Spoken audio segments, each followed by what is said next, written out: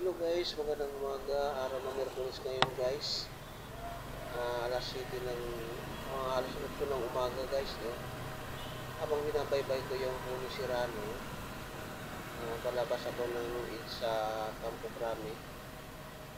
May napapansin kasi ako dito sa guys sa gilid na malaman naglalakihang mga sasakyan. Ang alam ko to, cement na buhangin ng mga karga nito. Yung kapansin nyo guys, ay wait to guys, ito yung Puno Sirano street, palabas ng EDSA to. Yung dito sa kaliwa, yan yung malalaki ang mga sasakyan. Itong papunta ng harap ko, papunta ng EDSA yan. Ano to, katabi lang ng sa gilid lang ng kapabinan ko guys, sa gate ko. Ayan o, gate, dito yan yung guys sa gate ng kapabinan ko. So wala man lang nakakaway, samantalang yung mga everyday guys, kahit sa sulok dito sa Metro Manila, pagpasok nila samantalang yan, sa highway na, hindi man lang nila masawayan guys. Ano kaya mayroon guys? So, kayo nang bahalang comment kung anong mayroon. So,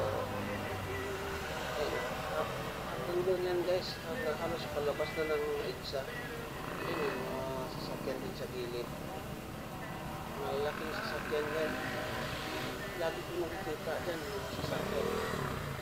Malalaki, mga dump truck. So, bakit hindi nila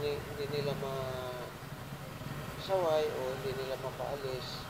Dahil siguro mga big time yan ang mga may-ari dyan. Kaya nang bahala mag-comment guys kung ano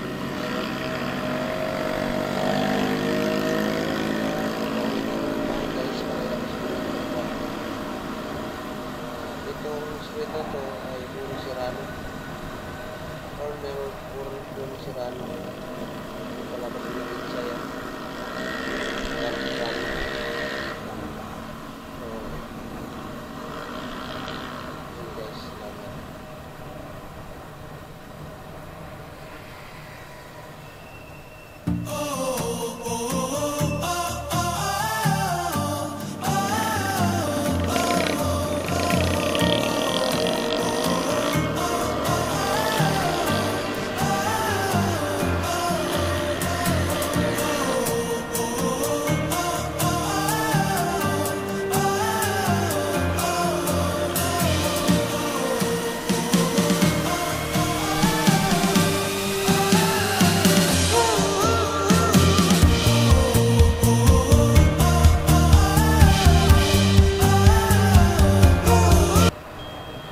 Babalik lang ako guys. Parang nakakalungkot kasi isipin guys, no? Ang mga malalaking tao o mga malalaking negosyante, parang hirap na hirap silang sawayin. Samantala ng mga pobre, sabi nga tungko, parang pinakaya-kaya lang talaga nila. So, yun, nakakalungkot isipin.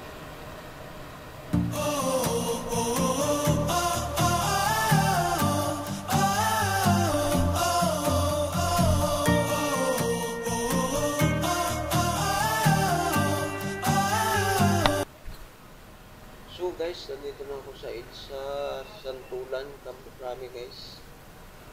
So, pag umuwi kasi ako guys, nag-EDSA ako kasi mas mabilis ang EDSA kaysa sa Araneta ako dumadaan, dami kasi yung traffic light. So, minsan hindi naman ako dumadaan ng EDSA, dito na ako sa Araneta. Maraming salamat guys.